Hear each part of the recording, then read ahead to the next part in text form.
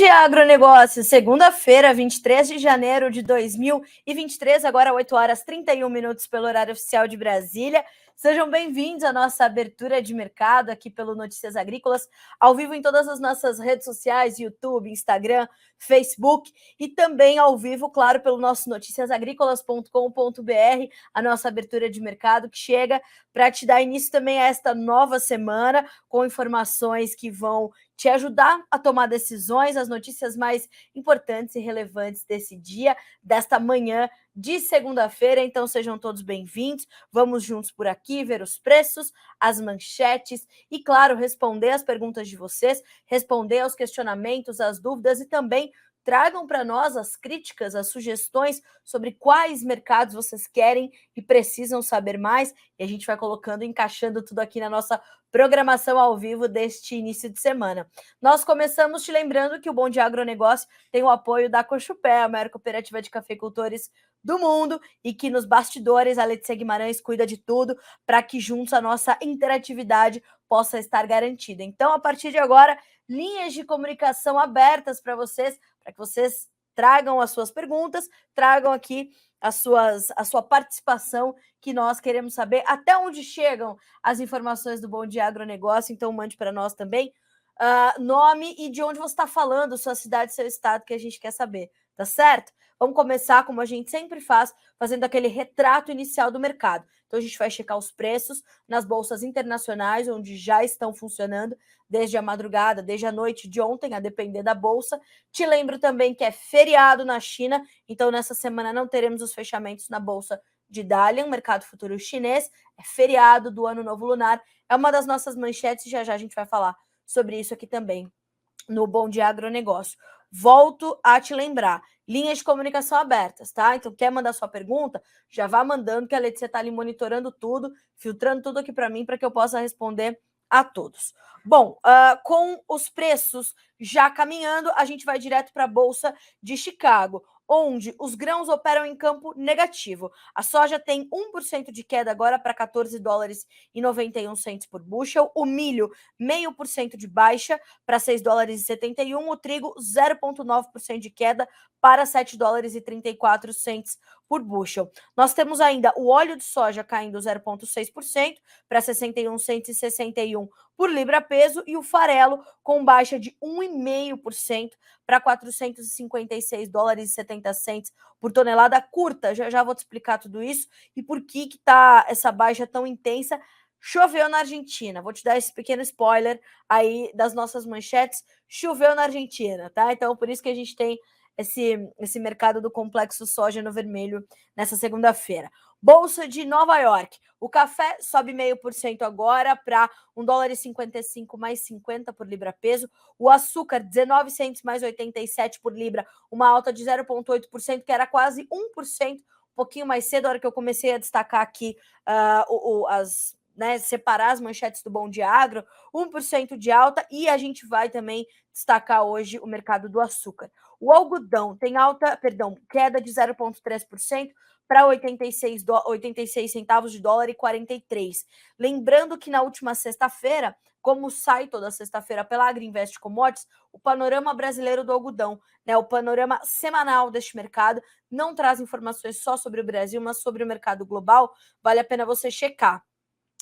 Nós trouxemos esse material na sexta. Olha só, menu notícias, algodão, e vai procurar por esse último conteúdo da sexta-feira passada, tá bem? Temos aqui já algumas informações e algumas perguntas sobre o mercado de milho, sobre o mercado de soja. A gente vai falar sobre ambos, tá? Vá mandando aqui as suas perguntas, que a Letícia está cuidando de recebê-las todas, e a gente já chega nas respostas, tá certo? Falamos então da soft commodities, café em alta, açúcar em alta, algodão recuando, petróleo. Petróleo tem novo dia de alta, o WTI sobe 0,7% para 82 dólares e 21 centos por barril, enquanto o Brent tem alta de 0,8% para 88 dólares e 32 centos por barril. Nós temos ainda o gás natural nessa manhã de segunda-feira subindo 3,9%, O ouro, uma pequena baixa de 0,06%, a prata, 0,5% de baixa agora, o cobre sobe 0,2%. O dólar index tem pequena baixa na manhã de hoje, desta segunda-feira, 23 de janeiro, para 101.690 pontos, recuando 0,09%. Uma tímida baixa agora. Nós temos ali os índices acionários europeus em alta, de olho nas informações que partem do Banco Central Europeu. Nós temos também os índices americanos ali testando um campo quase que misto, baixa para alguns, alta para outros, mas em linhas gerais nós temos aí um dia mais positivo e de um pouco menos de aversão ao risco nesta manhã de segunda-feira, neste início de semana.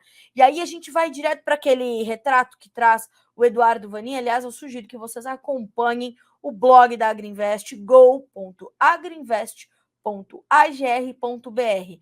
Carla, por que todos os dias você traz as informações de lá?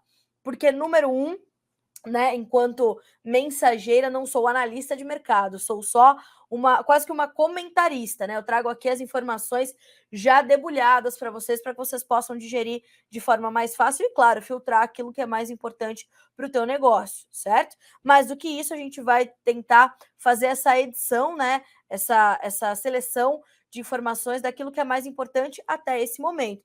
E aí a nossa informação vai continuando e a Agrinvest é uma referência importantíssima para nós e para o mercado. Então, vale a pena você ficar ligado também neste blog da Agrinvest. São insights de quem vive o mercado, tá bem? Bom, vamos lá. Vamos fazer o seguinte, vamos começar, então, a trazer esse retrato do Eduardo Vanin.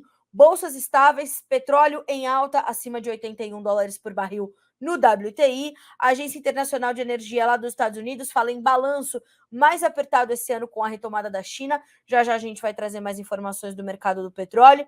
A Europa continua desviando sua demanda de petróleo e diesel da Rússia para os Estados Unidos. Na China, o regulador do sistema de energia está pedindo aumento da queima de carvão. Parece que a economia já está se acelerando. O Congresso americano vai decidir sobre o teto de endividamento, o que em teoria é baixista para o dólar e altista para o ouro. Argentina e Brasil falando em moeda comum. Aí vem, né, toda a espirituosidade de Eduardo Vanin, que diz, me lembro da música do Tião Carreira e Pardinho, trabalhar para pobre é pedir esmola para dois. É mais ou menos por aí. E a gente vai falar já sobre essa visita de Lula à Argentina, a primeira agenda internacional do presidente. E aí vamos entender, né? Hoje eu ouvi uma análise de manhã, assim, a nossa relação com a Argentina continuou nos últimos 4 anos, mas estava subvalorizada. Como é que dava para supervalorizar uma relação com a Argentina, né? Então a gente vai buscar esse entendimento ao longo aqui da nossa edição dessa segunda-feira do Bom Dia Agronegócio. Mas difícil pensar, né, em como nós poderíamos ter otimizado, enquanto a própria Argentina está de olhos vendados para os seus problemas, mergulhada numa crise política e financeira. Então a gente precisa entender como é que a gente vai fazer isso e a gente vai junto tentar trazer esse entendimento aqui no nosso Bom Dia Agronegócio dessa segunda-feira, combinado? Vamos aos nossos destaques, portanto, vamos às nossas manchetes desta segunda-feira. A primeira delas é o mercado do petróleo. É o mercado do petróleo que vai, inclusive, ajudar a direcionar ali, né, as outras commodities, vai dar um entendimento para nós, pelo menos parcialmente, de como é que a economia global está se comportando. Isso é determinante. E hoje o mercado do petróleo volta a subir, tanto para o WTI quanto para o petróleo Brent. E eu te lembro que o Brent, não se esqueça, é referência para a Petrobras, referência do quadro global de oferta e demanda. Então, olhar para o Brent é ainda mais importante do que olhar para o WTI, que também é importante, né? Mas o que motiva, né, continua motivando essa condição de altas do petróleo? Ainda é uma expectativa de uma demanda melhor. A abertura da China às suas fronteiras, uma tentativa da volta à normalidade, o chamado Relax Covid, ou seja, o relaxamento das medidas de contenção ao Covid-19, ele continua na mira desse mercado. E a gente tem essa sensação de que o mercado tem essa sensação de que a demanda possa ser restabelecida, vai puxar outras economias, teremos esse aumento do consumo de petróleo, o que dá espaço para essa contínua alta dos preços. Claro que o mercado vai passar por ajustes, claro que o mercado vai passar por revisões, mas até este momento o que nós temos é esse, como eu sempre uso essa expressão, esse pano de fundo, porque os atores principais ali, de fato, eles podem mudar, eles podem se alterar, mas o plano de fundo, né, o que traz essa consequência para as altas, ainda é esse cenário onde o mercado está inserido, de uma possibilidade de melhor demanda, de uma China mais ativa, de uma China puxando outros motores da economia, mas a gente não pode esquecer que as autoridades globais ali, como a própria diretora-chefe do FMI, a Kristalina Georgieva, já disse que 2023 será, de fato, um ano desafiador para a economia global, não vai ser fácil, né, sair do fundo do poço, mas que deverá ser o ano onde a economia mundial vai, de fato, pegar esse pequeno impulso dessa mola que está lá no fundo do poço para sair de lá, né? Talvez continue no poço, mas não no fundo dele. Então, isso é importantíssimo para o nosso entendimento das demais commodities. Aí a gente parte para uma informação importante sobre essa questão chinesa, que é o feriado do Ano Novo Lunar.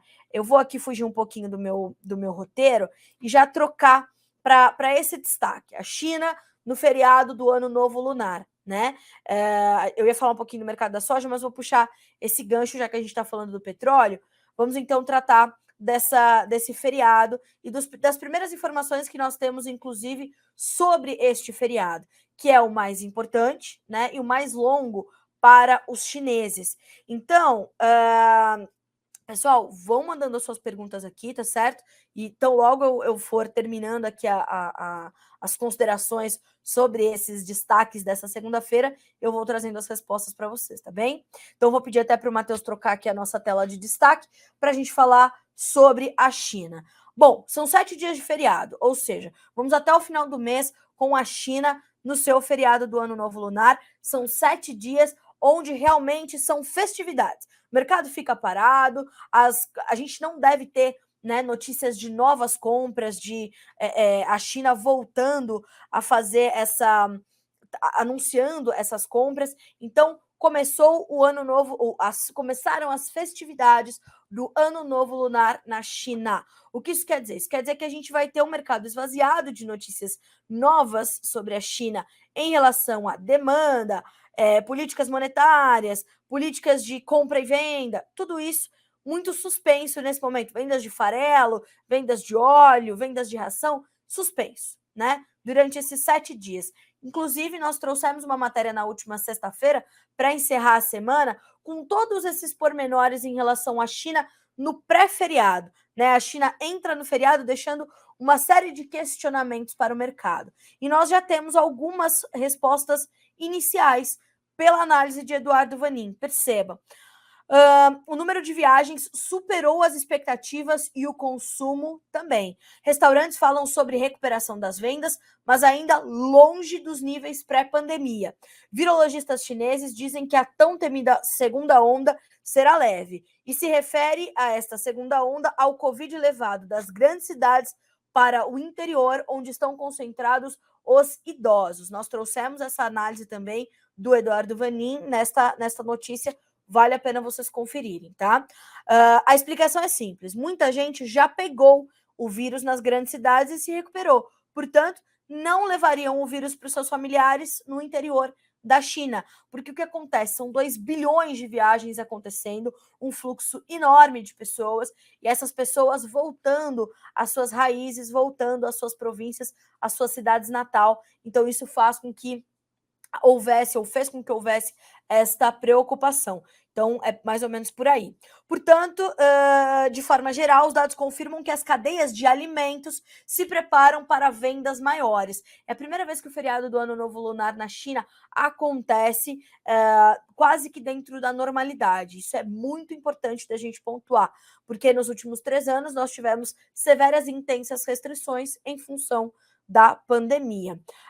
Talvez porque ninguém apostava numa reversão da estratégia zero Covid para a imunização de rebanho. Está sobrando carne e parece que o governo chinês está preparando mais câmaras frias na tentativa de enxugar o mercado de carne suína, que mais uma vez passa por preços baixos, margens apertadas, dificuldade para o suinocultor. No entanto, o momento não é bom. O pico da demanda passa com a entrada da primavera. Por enquanto, a margem do suinocultor está afundando e as vendas do farelo também. Percebam que esse é um ponto determinante para a gente entender o mercado de commodities agrícolas a partir dessa situação. Como é que vai ser a demanda dos chineses pós-feriado do Ano Novo Lunar? É esse questionamento que o mercado tem se feito e vai se fazer durante toda essa semana, que vai ter,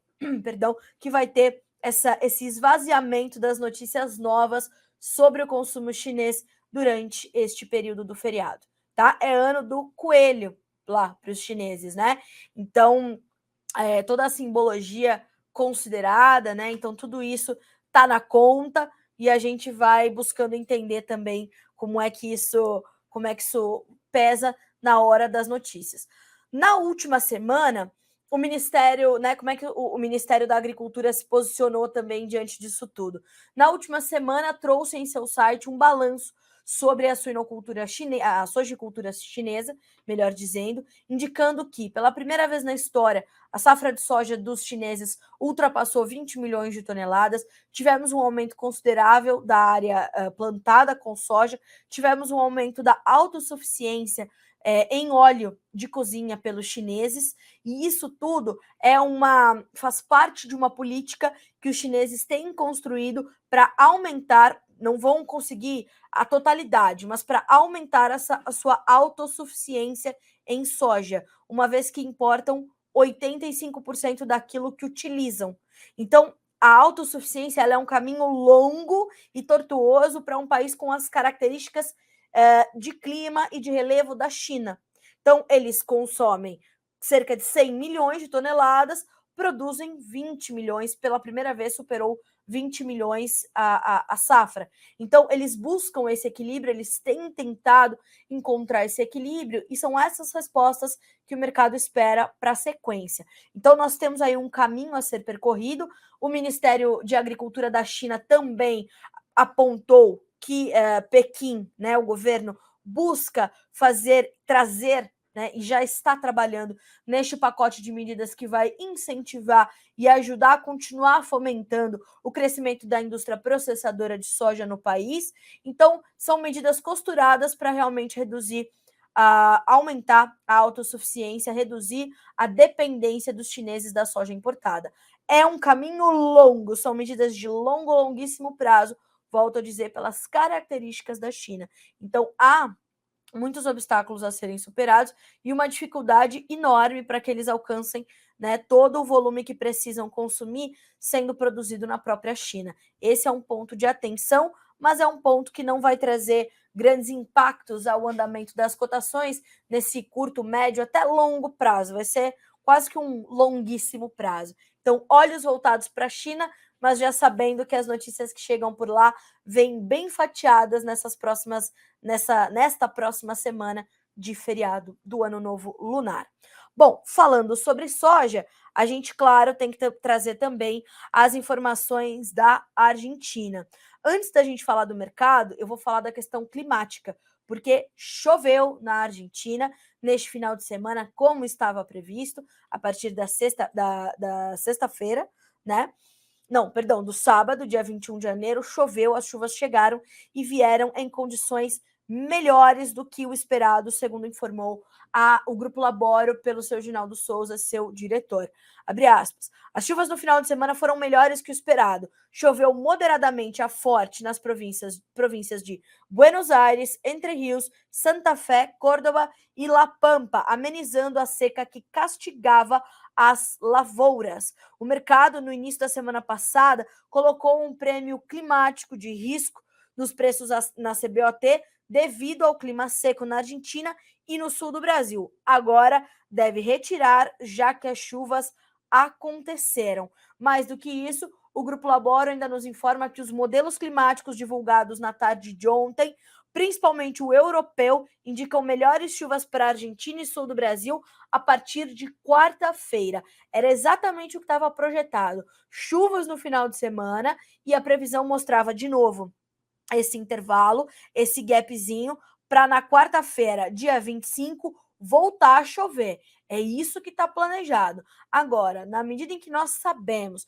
que essas chuvas chegaram bem nestas províncias que estão ali no coração da produção, vou repetir: Buenos Aires, Entre Rios, Santa Fé, Córdoba e La Pampa, a gente tem ali uma condição de pressão sobre os preços, inevitavelmente, porque é região importante. Isso não promove uma considerável recuperação das lavouras, é verdade, mas isso entra no radar, porque talvez a quebra, que vai ser muito severa, pode ser menos severa, isso não quer dizer que não será severa, tá? Pode ser menos severa do que o inicialmente esperado. Então, olhando para isso, a gente tem essa pressão sobre as cotações em Chicago. Então, concluindo, choveu na Argentina, melhor do que esperado, deve voltar a chover na quarta-feira. Preços, neste momento, caindo entre 11 e 15 pontos. Março, 14,91. Maio, 14 dólares e 87 centos por bushel. Julho, 14,79. Agosto, 14 dólares e 41. Claro que as baixas mais fortes estão nos contratos mais curtos. Estamos tratando ainda da safra 22-23 da América do Sul, que não foi concluída ainda. Aqui no Brasil, a gente vê a colheita avançar. Claro, vai buscando ganhar um pouco mais de ritmo na medida em que a gente percebe que há condições de clima mais adequadas, e essas condições de clima, elas estão ali também trazendo alguns pontos de alerta, de atenção com o excesso de chuvas em alguns pontos do centro-norte do Brasil. Então, olhar para isso também vai ser bem importante. Então, a gente vai buscando essas novas informações para entender o mercado. Fato é que hoje a notícia das chuvas na Argentina, elas pressionam e exercem, portanto, esse movimento. Aí nós temos a soja nas suas mínimas em mais de uma semana, cerca de uma semana e meia, na Bolsa de Chicago, e nós temos a possibilidade da continuação dessa pressão, caso essas condições forem realmente se confirmando por lá. Então, volto a dizer, mercado que, inclusive, quando eu comecei o Bom Dia Agro, as baixas estavam ali perto de 10, 11 pontos, agora variam de 11,75 a 15 pontos nos contratos mais negociados, mais de 1% de queda aproximadamente entre os futuros da soja negociados na Bolsa de Chicago. Nós temos muitas perguntas aqui sobre os preços da soja, né? Então, a gente pode tentar começar a responder aqui alguns deles, né? Vamos lá. Primeiro, quero agradecer muito ao pessoal que está conosco aqui no Instagram, no YouTube, no Facebook, nos mandando bom dia. Quero mandar um abraço para meu amigo Ronaldo Fernandes, que está nos acompanhando, da Royal Rural, direto de Londres, senhoras e senhores, porque também não é pouca coisa este garoto, né? Um colosso aí do mercado, né? Que recentemente começou a dar entrevistas ao Notícias Agrícolas, um ganho muito grande para nós, meu amigo. Bom trabalho para ti por aí, boa semana e seguimos juntos com certeza. Obrigada pelos elogios sobre o cenário, viu? Temos aqui também as perguntas, então, sobre a soja, né? Volto a dizer, bom dia para todo mundo que está nos mandando bom dia por aqui, tá? Aqui, ó, o pessoal da Martim Commodities pergunta assim: o agro resiste por 4 anos? Não vamos virar uma Argentina no agro? Vamos fazer assim, Martins, já vou falar sobre a Argentina, sobre o Lula na Argentina, sobre Carlos Fávaro na Europa, e aí eu te respondo, tá certo? Vamos lá. O que esperar do milho? Vamos na sequência, a gente traz isso, tá? Essas informações do milho. Aí o Roberto Castellan me pergunta assim, ó: será que volta a soja Guará, ou seja, a R$200 por saca? Olha só, Roberto, o que o mercado tem visto nesse início de ano, né? Uma volatilidade considerável na Bolsa de Chicago, isso é bastante normal, porque nós estamos aí no pico do mercado climático, né? Então nós vamos ter que olhar para isso com bastante atenção, para esse sobe e desce dos preços. A gente já chegou a testar muito mais de 15 dólares por bushel nesse ano, e agora voltamos, por exemplo, nessa semana, a operar abaixo desses 15.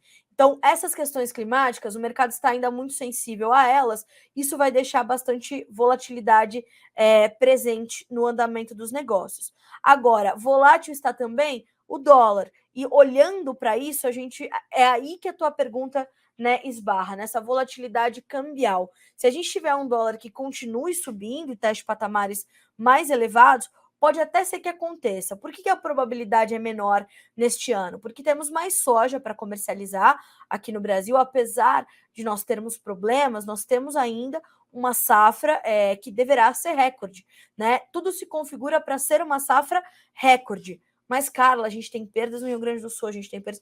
As senhoras e senhores, nós tivemos um aumento de quase 5% diária, nós temos índices de produtividade melhores, inclusive o próprio seu Ginaldo Souza, diretor do Grupo Laboro, trouxe na sua abertura de mercado uma sinalização de que em algumas regiões do Mato Grosso nós temos de 8 a 10 sacas a mais na média de produtividade em relação à safra passada. A safra passada foi uma safra de quebra, a safra não só da Argentina quebrou, a safra do Paraguai quebrou, a safra do Brasil quebrou. Então nós tínhamos menos soja da América do Sul chegando e muito menos soja do Brasil chegando. Então, como a gente tem mais oferta esse ano, pode ser que haja uma pressão e uma dificuldade maior de voltar a testar esses R$ 200. Mas, como eu falei, vamos passar ali pelo dólar, vamos passar pelos prêmios. Os prêmios, apesar de nós termos uma safra recorde a caminho e que começa a chegar efetivamente ao mercado, ela também já sente esses prêmios sentem um suporte, encontram uma sustentação e seguem positivos, porque a nossa demanda é forte, porque devemos ocupar naturalmente uma janela deixada pela Argentina nos derivados, o que faz com que a nossa demanda interna também seja forte. Quem vai pagar mais, quem vai garantir essa soja, né? Indústria, processadora interna ou exportação. Então, tudo isso está na conta. Então, difícil a gente responder isso agora, né? Mas que há espaço para isso, acho que é menos provável, porque nós temos custos logísticos que deverão ser um pouco maiores, nós temos essa questão da volatilidade, temos uma oferta recorde chegando, então acho que é ficar de olho. Isso não quer dizer que você tem que ficar sentado esperando, né?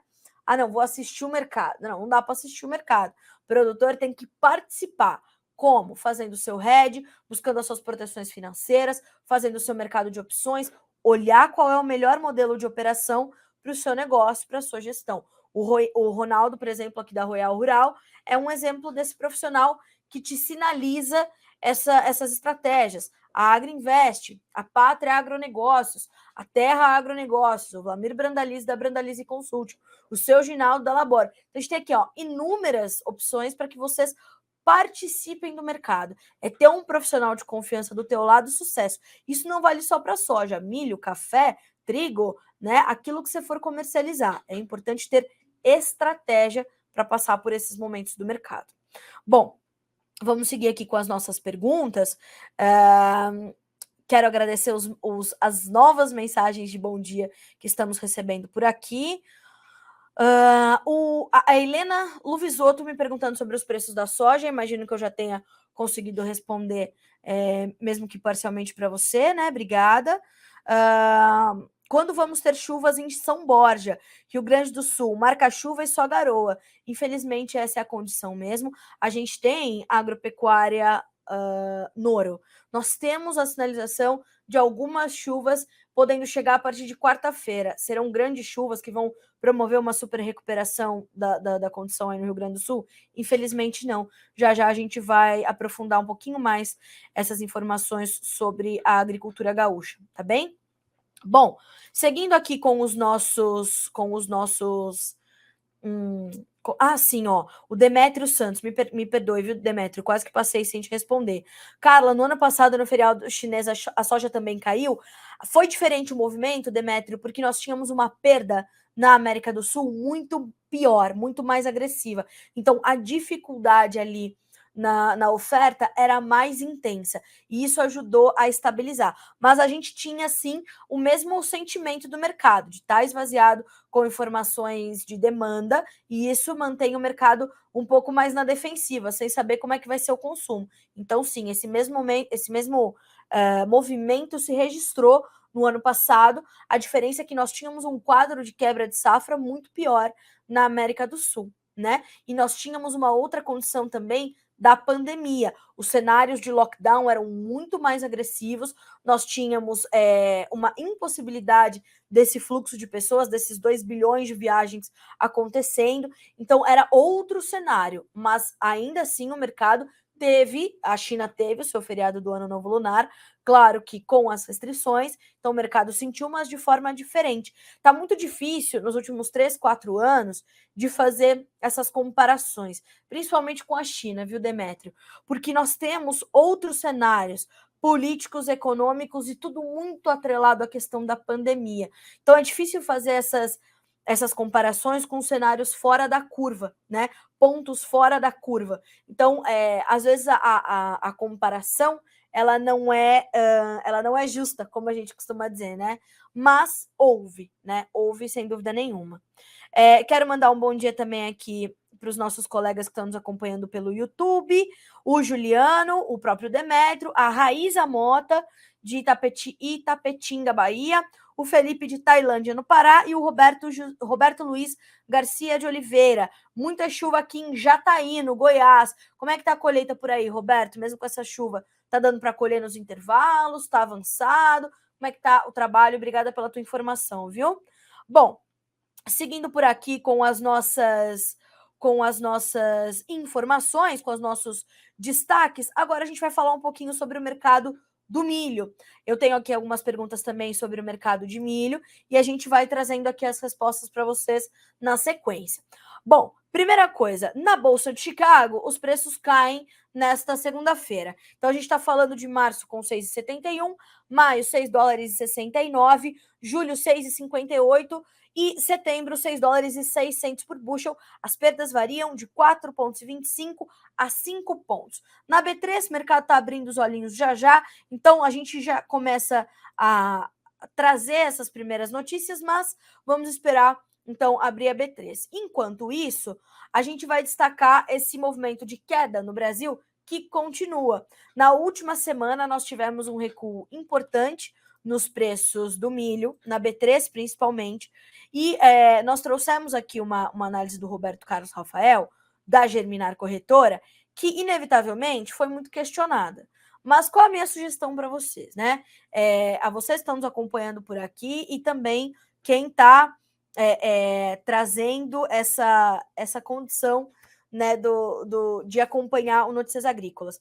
Pessoal, não fiquem só limitados ao título, tá? Ouçam a entrevista toda, leiam a notícia toda, porque muitas vezes a gente tem que limitar ali algumas informações no título para trazer para vocês a informação principal, mas tem muita coisa lá dentro. Então, o que dizia a manchete sobre o mercado do Roberto Carlos Rafael? Milho Brasil precisa de perdão, até me faltou a voz. Precisa de nova demanda para voltar a ver os preços subirem, né? E o que acontece? Não, mas há muita demanda. Sim, pessoal, há muita demanda. Há muitos negócios se concluindo, operações que já foram feitas e agora estão sendo efetivadas, com a chegada do milho verão, com o restante da safrinha 22. Isso não quer dizer que muitas novas vendas foram acontecendo neste começo de ano, né? Então, nós temos essa pressão da falta de nova demanda. Tanto que o Vlamir Brandalize, consultor da Brandalize Consulting, vem pontuando isso diariamente no Tempo e Dinheiro, programa do João Batista Olive, 12h30 todos os dias, e também em seus boletins diários, falando sobre essa demanda um pouco mais contida, principalmente internamente pelas nossas indústrias. As nossas indústrias voltaram a estar mais compradoras recentemente. Então, isso mostra que realmente falta um pouco mais de demanda nova pelo milho brasileiro. Na exportação, estamos claramente evoluindo super bem, os primeiros números são excelentes, mas foram vendas já feitas antes, né? Esses números, eles refletem os embarques, ou seja, aquilo que já foi vendido e começa a sair do país. E volto a dizer, nós estávamos com os nossos negócios aqui mais contidos. Por isso, a nota do CPEA desta segunda-feira aponta justamente para isso. Ó, milho, preços seguem em queda no Brasil. As cotações do milho seguem recuando na maior parte das regiões brasileiras, acompanhadas pelo CPEA. Nem mesmo os bons volumes exportados e as altas nos preços externos e nos portos foram suficientes para sustentar os valores. A baixa é resultado do menor interesse de compradores domésticos, certo? Nas aquisições de curto prazo, além da necessidade de alguns vendedores de negociar para liberar espaço nos armazéns para receber o milho verão e principalmente a soja, que começa a intensificar sua colheita. Então, esse é o ponto, tá? Uma nova demanda. A entrevista do Roberto Carlos Rafael é excelente, foi excelente como todas as vezes é. Eu sugiro que vocês ouçam ela na íntegra, tá? Ela tem ainda validade, apesar de ter acontecido na sexta-feira, mas ainda tá é importante para você entender o contexto geral. Isso é determinante, tá? Para você poder fazer o seu julgamento e a tua própria análise do mercado, principalmente para saber, né, se é momento ou não para ti para negociar, certo? Então, atenção. E no recado de Vlamir Brandalize sobre a semana que entra, começando hoje, negócios atrelados a novos embarques de porto, indústria de ração serão mais presentes. O mercado de milho nessa nova semana e agora indo para o final de janeiro, que se aproxima, vamos ter mais pressão de compra do setor industrial de ração, que está com estoques baixos e busca se abastecer com o grão da safra de verão que está chegando e deve aumentar a oferta nos próximos dias. Se o dólar mantiver a pressão que veio no final da semana, poderemos ter novas negociações nas exportações que podem abrir oportunidades para fechamentos do grão livre e também para o grão do segundo semestre, que deve ser muito procurado pelos exportadores. Safrinha 23. Os produtores apontam que vão colher e vão plantar essa semana. Ou seja, tem safra de verão que deve aumentar o movimento de colheita e tem safrinha devendo ganhar ritmo de plantio no Paraná e no Centro-Oeste, nos diz Vlamir Brandalize. Continuará lento de negócios nas importações, porque o milho nacional, ainda bem, está mais vantajoso para as indústrias de ração, que deverão vir fortes nas negociações para entrega no balcão a fixar, e assim, sem necessidade de grandes volumes de caixa para pagar o milho que vai chegar nestes próximos dias, e bons volumes de negócios, portanto, são esperados. Nos orienta e nos sinaliza Vlamir Brandalize, consultor da Brandalize Consulting, nesta segunda-feira, 23 de janeiro. Agora, 9h08 pelo horário oficial de Brasília. Esta é a nossa abertura de mercado aqui do Notícias Agrícolas. Em todas as redes sociais estamos ao vivo também no nosso site noticiasagricolas.com.br, te trazendo as principais informações do dia para que vocês sejam os produtores rurais mais bem informados do Brasil, senhoras e senhores. E aí, vamos ver se já temos as primeiras negociações na B3. Ainda não. O dólar abriu em baixa, R$ 5,21, 0,05% de queda. Vamos daqui checar as nossas perguntas sobre o mercado de milho, aí a gente consegue trazer a continuidade das nossas manchetes. O Edivan Deutschner. O que esperar do milho? Preços, exportações, volume disponível, estoques? Pois é, Edivan, nós temos aqui estoques controlados ou ajustados, ou né, não são estoques abundantes, porque exportamos muito em 2022, exportações recordes, os negócios internos também fluíram bem. Nós temos uma demanda interna interessante para acontecer a partir de agora, principalmente das indústrias de etanol de milho, na medida em que nós tivermos ali, nós temos a desoneração dos biocombustíveis, isso favorece o etanol de milho, as indústrias de alimentação animal também deverão estar mais presentes e as exportações continuam desempenhando muito bem e deveremos exportar um volume recorde novamente de milho para 2023, segundo os analistas e consultores de mercado. O que a gente precisa entender agora? Que a gente vai ver esse equilíbrio acontecer, esse equilíbrio para a formação de preços, portos, exportação e mercado interno, deverá ser mais um ano de preços balizados pela exportação, né? E veremos o que teremos na safrinha 23, porque é bastante importante a gente monitorar esse entendimento. Essa chegada, né, desse período de plantio deixa o mercado futuro também um pouco mais na defensiva, tentando entender também qual será o volume que nós teremos em alguns meses, mas a gente deve ter uma semana um pouco melhor de negócios, segundo nos explica então Vlamir Brandalize. É entender como fica esse equilíbrio entre mercado interno e mercado externo. Né? Tem milho para abastecer todo mundo, tem milho para garantir todo mundo. Olhar para o milho lá fora vai ser importante. Já já a gente começa a receber aquela enxurrada de informações sobre a nova safra norte-americana, que também é um ponto importante. Então a gente vai equilibrando tudo isso e tentando justamente trazer esse monitoramento, né, de para onde vão as informações para nos ajudarem a pautar, portanto, todo este quadro do mercado de milho. Mas o recado para esta semana é a possibilidade de uma semana melhor de negócios, tá certo? Deixa eu ver se temos mais perguntas aqui sobre o mercado de milho. Temos perguntas também sobre o mercado de feijão, né? Já já a gente chega lá também.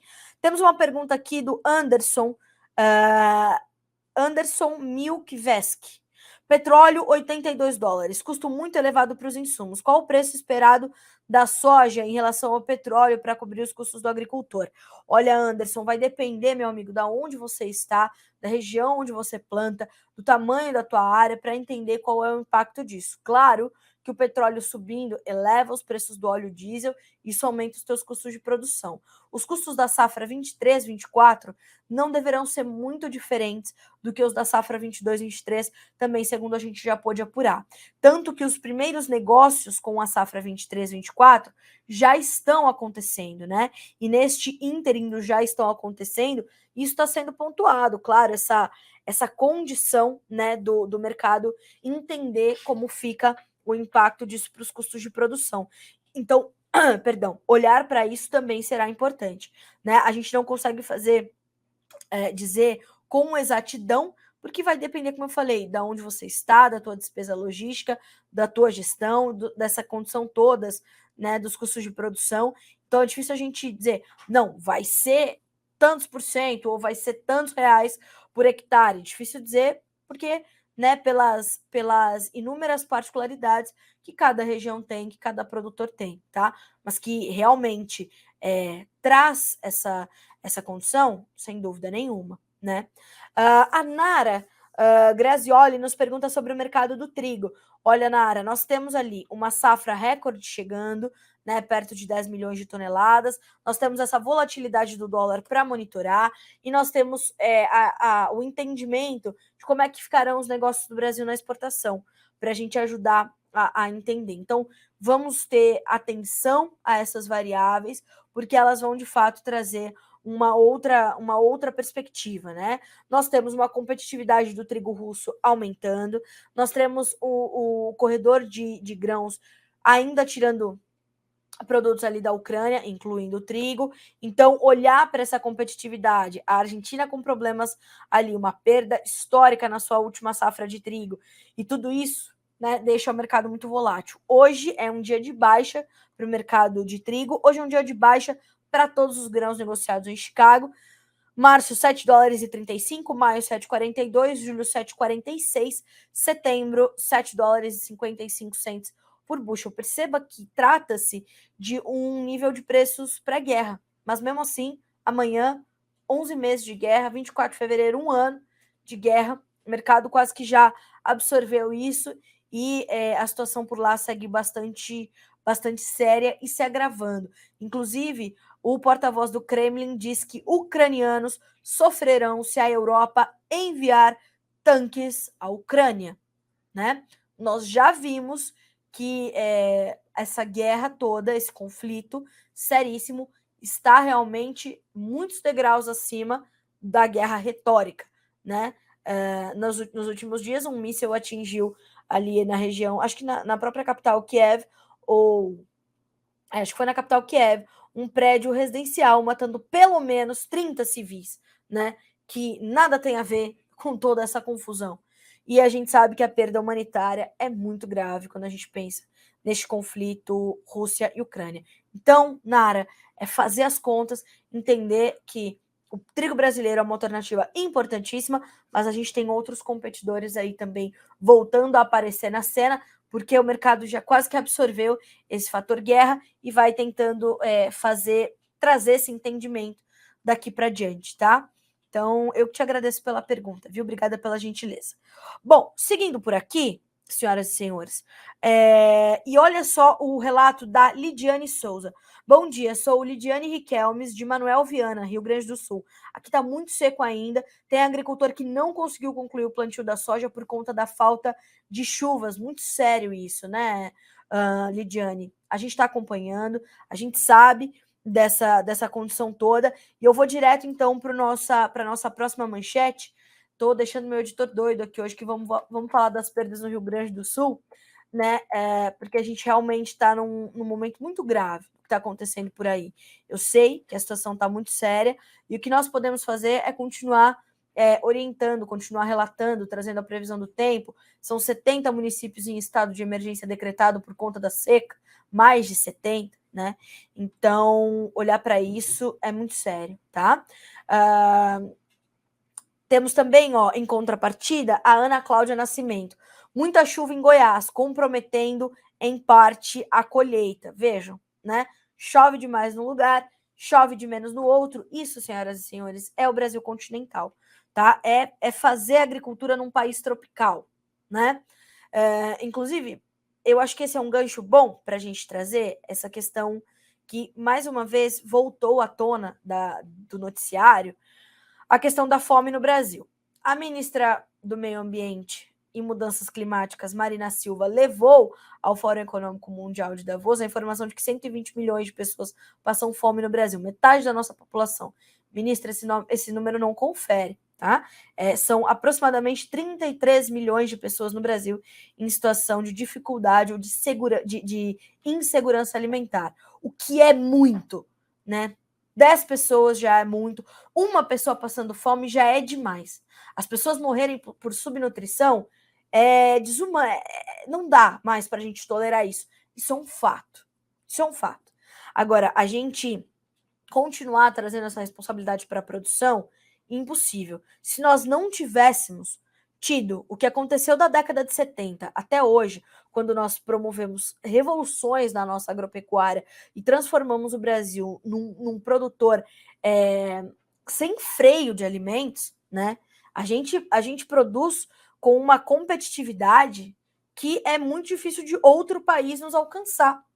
Por que ainda não somos o maior produtor global de alimentos? Né? Porque começamos, abre aspas, tarde, fecha aspas. Só de 76 para cá que a gente começou a mudar essa revolução. Mais uma vez, reverenciamos o nome de Alisson Paulinelli e de outros grandes brasileiros que ajudaram, os fundadores da Embrapa, Dr. Roberto Rodrigues, né? A gente precisa sempre trazer esses nomes e lembrar dessas pessoas, porque assim, hoje nós só não temos mais pessoas passando fome no Brasil por conta disso. Se a gente não tivesse tido essa revolução, os preços não teriam baixado como baixaram, se estabilizaram.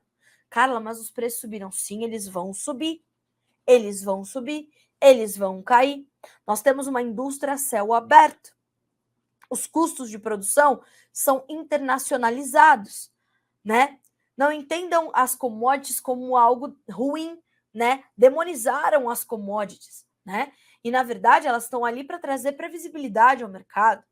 Então há muitos pontos ali com dificuldades. E como eu disse, são muitas pessoas passando fome, milhões delas, e a gente tem que olhar para isso. A gente tem que olhar para isso fazendo políticas conectadas com a produção agropecuária, né? E a gente parar de colocar sobre os ombros da produção as questões da fome. Isso é inaceitável, né? O ministro é um dos outros destaques que a gente já vai falar sobre ele, o ministro Carlos Fávaro, né, da Agricultura, foi para a Europa, no Fórum Mundial de Agricultura e Alimentação, para falar sobre isso.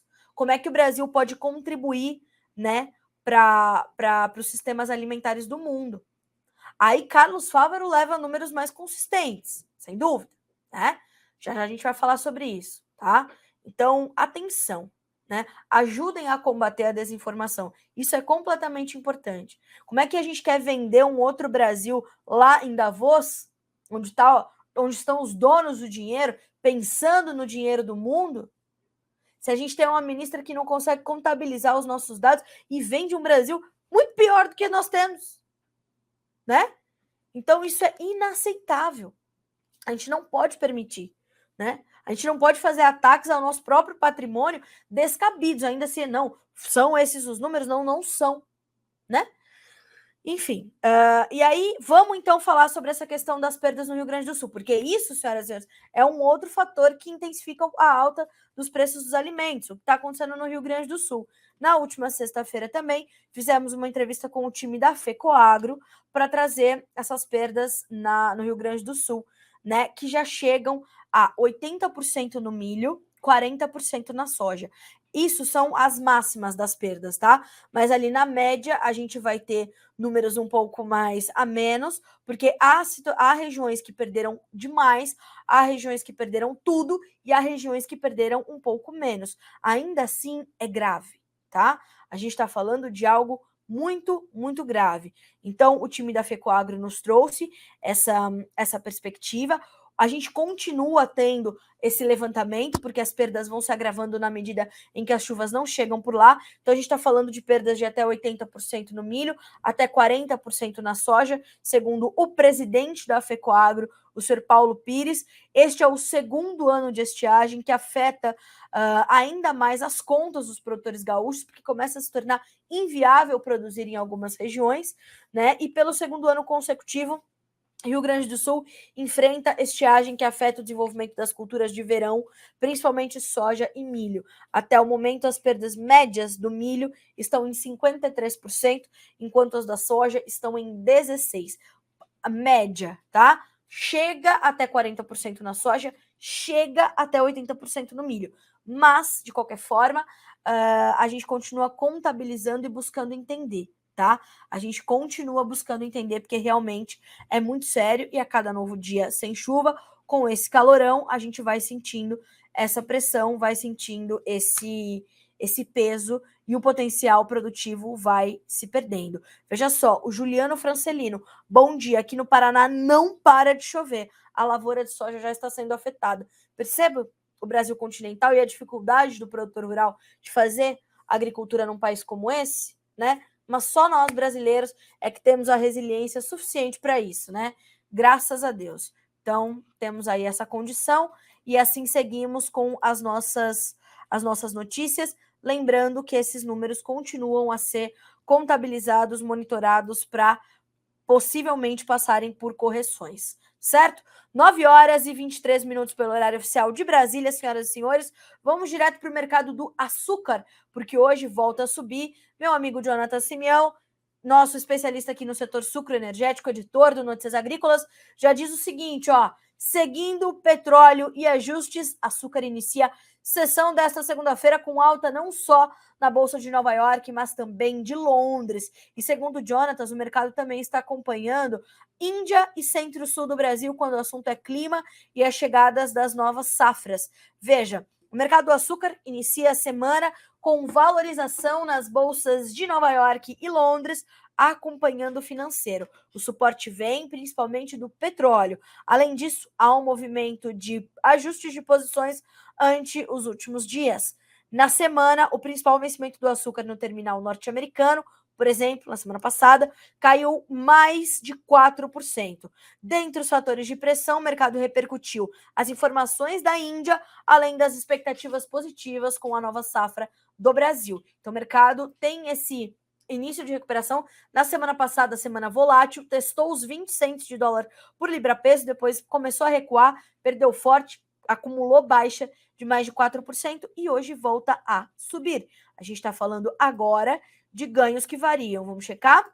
A Bolsa de Nova York variam de 0,5% a 0,8%. Março, 19 centes mais 87, maio, 18 centes mais 52, julho, 17 centes mais 87, outubro, 17 centes mais 75. Perceba, os contratos mais alongados, mais baixos. A perspectiva de uma oferta melhor vinda de Índia, e Brasil, ok? Essas são as informações, portanto, iniciais para essa semana do mercado do açúcar.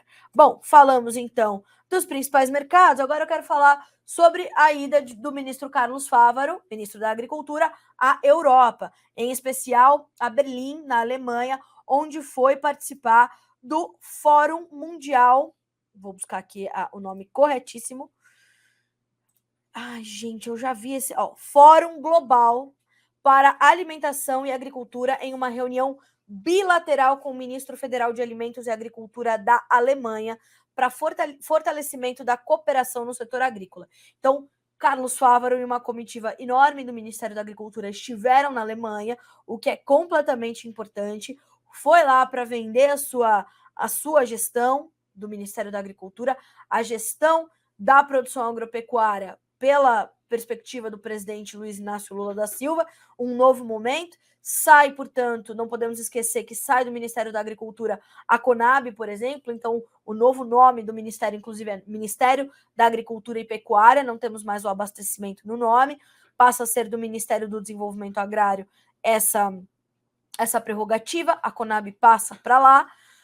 E temos também o outro desmembramento, que é o Ministério da Pesca, também recriado numa nova pasta. Então, o ministro Carlos Fávaro foi para lá, foi para falar principalmente de produção sustentável, que é uma agenda que Fávaro vem defendendo já há muito tempo. Desde que seu nome foi oficializado, ele vem defendendo as agendas ambientais, a produção sustentável, a produção verde, e fez, então, essa condição. O objetivo era deste fórum, né, que reúne, o evento que reúne o maior número de ministros da agricultura no mundo. Então, muitos ministros reunidos ali para, né, trazer essa mensagem final, segundo o próprio ministro Carlos Fávaro, abre aspas. Nosso compromisso como ministros da agricultura, responsáveis por alimentar as pessoas, é trabalhar na transformação dos sistemas para garantir a todos o direito à alimentação. Né? Segundo o ministro Carlos Fávaro, o objetivo era justamente esse, né? Levar o papel do Brasil nessa transformação dos sistemas, nessa crise que ele chama de crise de imagem, e melhorar a imagem do Brasil lá fora, levar essa condição da sustentabilidade. Volto a dizer, né? O ministro Carlos Fávaro é um conhecedor do agronegócio brasileiro. Ele é produtor rural, ele foi presidente de importantes associações de classe, foi vice-presidente de importantes associações de classe, ele foi senador pelo estado de Mato Grosso, ele foi vice-governador do estado de Mato Grosso, estado que é o maior produtor de grãos do Brasil, e Carlos Fávaro conhece a nossa sustentabilidade e sabe que no último governo, o governo abriu 230 novos mercados internacionais, pautado justamente nisso. Mas Fávaro sabe também que a nossa competitividade assusta, em especial os europeus. Então, olhando para isso, a gente tem que conseguir equilibrar também as informações. É completamente importante a presença de Carlos Fávaro na Europa e neste encontro. Né? Somos a solução para o problema. A diretora da Organização Mundial do Comércio, quando esteve no Brasil, nos disse: sem o Brasil, o mundo estaria passando fome. Então, quer dizer que a gente já vem fazendo um bom trabalho. O que Fávaro precisa é reforçar o que já fazemos e garantir que continuaremos fazendo. Né?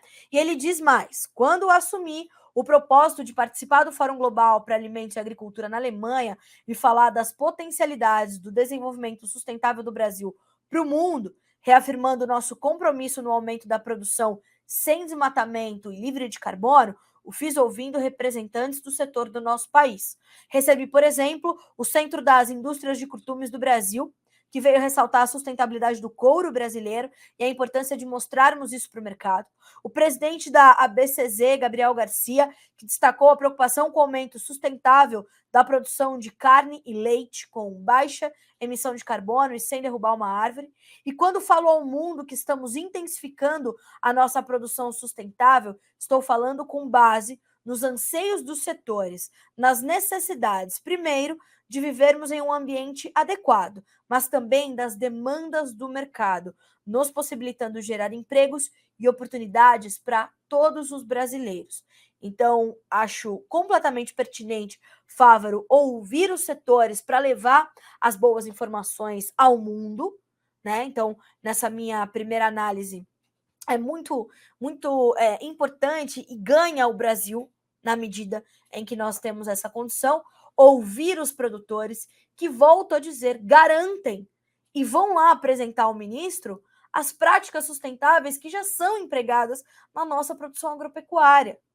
E também espero que o ministro Fávaro, que deve falar ao Notícias Agrícolas nos próximos dias, estou aqui prometendo, né, essa entrevista há algumas semanas, porque de fato tenho buscado, né, junto com a minha equipe ali, fazer esse trânsito para que ele possa abrir um espaço na agenda dele para nos ouvir e para falar à nossa audiência, que é quase na sua totalidade de produtores rurais, porque justamente a gente quer perguntar coisas desse tipo para o ministro. Ministro, o senhor falou do Código Florestal Brasileiro lá no fórum, né?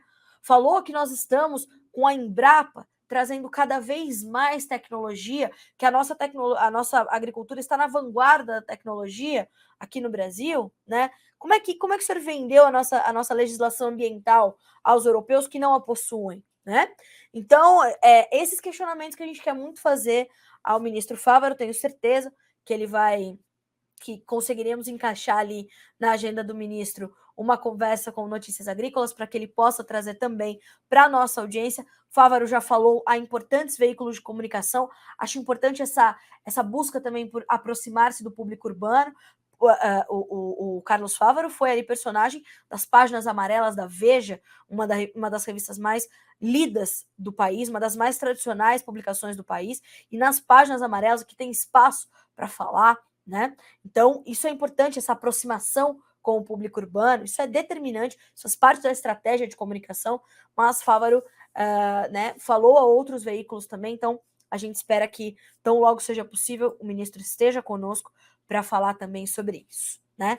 Aqui para os produtores rurais e com os produtores rurais, né? Vamos falar também, eu tenho aqui alguns outros comentários, né? Para a gente trazer esse entendimento das próximas notícias. Bom, temos aqui, ó, Lula chegando lá na Argentina. Primeira agenda do presidente é com Alberto, primeira agenda internacional é com Alberto Fernandes. E estava ali para ser recebido, mas acho que não aconteceu, né? Pela vice-presidente Cristina Kirchner, que há pouco foi julgada e condenada ali por corrupção, não se esqueçam, né? A Argentina, é claro que é importantíssimo da gente ter uma relação com a Argentina, a gente está falando de uma relação histórica, de uma relação necessária, a gente está falando de economias importantes da América Latina. Mas a gente precisa olhar o que Alberto Fernandes e Cristina Kirchner novamente fizeram com a economia do país, o que tem feito com o agronegócio do país, completamente inviabilizado, né? O produtor rural está inviabilizado pela dificuldade de atenção do governo, que precisa gerar divisas para pagar suas contas, né? Para não passar por um novo momento de default ou calote, e vai buscar essas divisas no agro. Fez assim com a soja, criou o sói dólar 1, o sói dólar 2, o sói dólar 3, tá ali na conta, no horizonte, né? E aí, inclusive, Alberto Fernandes esteve aqui depois das eleições para parabenizar pessoalmente Lula, enquanto seu país está afundando numa crise política e financeira. E aí a gente quer entender como é que Lula quer construir esta relação com a Argentina, né? E volta-se a cogitar não. Alberto Fernandes e Luiz Inácio Lula da Silva confirmaram a criação de uma moeda única para ambos os países, né? Para juntos, vai chamar-se SUR a moeda, que não é uma moeda para uso da população brasileira, para uso da população argentina, uma moeda para transações comerciais, né? Agora, nós temos um ambiente econômico e político semelhante ao da Argentina para termos uma moeda em comum. A gente está falando de uma inflação de 3 dígitos, a gente está falando de tributação sobre a produção agropecuária, a gente está falando sobre uma dívida gigantesca, a gente está falando de uma um descalabro, né? A economia argentina está em frangalhos e a gente vai fazer uma moeda em comum com a Argentina. Nós não temos ambiente político e econômico para tal. Político se está construindo, não é? É possível perceber. Então, na minha modesta opinião, é muito. É uma falta de sensatez, né? É uma insensatez a gente pensar nisso agora, né? Com a nossa economia voltando a respirar, com a gente ainda precisando trabalhar para conter a inflação, enfim. Aí a gente quer fazer uma situação como essa. Já tivemos experiências ruins ali da zona do euro, quando hoje também ouvi uma análise muito importante falando, trata-se de uma condição, né? Uma condição de ter a raiz do problema sempre nas questões fiscais. Quando isso aconteceu na Europa e se criou a zona do euro, até que houvesse uma. E ainda há uma instabilidade, porque as realidades econômicas são diferentes, as tradições são diferentes, as políticas monetárias são diferentes. Para haver um consenso é dificílimo, né? E aí você traz duas economias diferentes, duas realidades diferentes, dois contextos completamente distintos, e vamos trabalhar nisso. Como? Né? Então, esse encontro de Lula, né, que, enfim, com Alberto Fernandes, separado na Cristina Kirchner, por quê? Veja só, afastada do presidente Alberto Fernandes, Cristina não deve participar da reunião de Lula na Casa Rosada, sede do governo argentino. Então, assim, presidente e vice, né? Como é que a gente vai entender, né? E olha só, Kirchner foi presidente da Argentina de 2007 a 2015 e sempre teve um bom relacionamento com o presidente brasileiro. Durante a prisão de Lula em Curitiba, Kirchner foi uma das políticas da região a defender a sua liberdade. Agora, a vice-presidente também enfrenta processos judiciais em seu país. Em dezembro, foi condenada, em primeira instância, a 6 anos de prisão por corrupção, acusada de beneficiar um empresário de Santa Cruz, província de origem dos Kirchner, quando estava na presidência e também durante o mandato de seu marido, Néstor Kirchner, já falecido. E aí, hoje eu ouvi também, né? A relação do Brasil com a Argentina está subvalorizada. Como é que poderia estar supervalorizada? Vamos entender, né? Vamos buscar. E vamos lembrar que o povo argentino está sofrendo uma economia em frangalhos, vítima de um populismo sem freio dos Kirchner, novamente, né? Já conhecemos essa história de Néstor Kirchner para Cristina Kirchner, vice de Alberto Fernandes, que comanda a Argentina no lugar do seu presidente, né? Que também, claro, é ali filho do populismo, enfim, Alberto Fernandes. Mas preocupa-nos, tá? Tá certo. Aí é muito interessante, né, observar esses comentários, né, sempre muito agressivos de quem não concorda conosco. Vamos lá. Carla, bom dia. Montes Claros, Goiás. Poderia falar um pouco sobre os preços dos fertilizantes naturais? Leonardo, vamos buscar essa informação para ti, tá? Aqui não tenho as informações agora dos fertilizantes, dos preços, mas vamos buscar, tá bem? O Davi Navarro nos pergunta assim, só para entender, os chineses no feriadão deles nem consomem nada, fazem dieta e nem sequer viajam, para que o consumo caia e derrubem os mercados? Não, Davi. Eles já compraram tudo que vão consumir neste período, né? Agora, a gente não tem novas notícias. Sabe aquelas notícias assim, USDA informa a venda de tantas mil toneladas de soja para a China? A gente não deve ter esse ano. Então, não, eles não fazem dietas. Aliás, eles comem muito mais. Os restaurantes já, né, nesse primeiro final de semana do feriado, já apontaram que temos ali um aumento, né, da produção, do consumo de comida na China. Então, não é uma questão de consumo efetivo, é uma questão de notícia, de informação, que deixa o mercado vazio da parte da China, dessas compras extras, do que pode fazer, se vai aumentar ou não o consumo, como é que estão as vendas de farelo, como é que estão as vendas de óleo, como é que está o consumo dos suinocultores, como é que os suinocultores estão com as suas margens, e as margens das processadoras, isso tudo fica suspenso, porque eles estão ali descansando, né? Essas informações não chegam ao mercado nessa semana. Então o mercado fica vazio de informação, tá? Mas o consumo continua acontecendo normalmente, tá? Pois é, temos aqui, né? É muito engraçado, né? A Valéria Antunes me perguntando aqui, bom dia, Carlinha, bom dia, amigos do NA, sobre essa unificação das moedas. É sério isso? Sim, é sério, né? Tanto Fernandes quanto Lula já falaram sobre isso. E aí a gente vai ter esse entendimento, né? Nessa sequência da agenda do presidente Lula, dessa chegada dessas informações. Me parece ser ainda uma condição distante, né? Como eu falei, temos ambientes econômicos diferentes, mas temos essa busca por entendimento. Sabemos que era já uma vontade de Lula, era uma vontade do governo argentino, vamos saber como isso se desdobra. Volto a dizer, não é uma moeda, a princípio, para a utilização da população argentina ou para a utilização da população brasileira. É uma moeda para transações internacionais, transações comerciais internacionais, né? Vamos lá. O Danilo conosco, unir as duas moedas é colocar o Brasil na miséria de uma só vez. A opinião de Danilo Padovani, de Sacramento, Minas Gerais.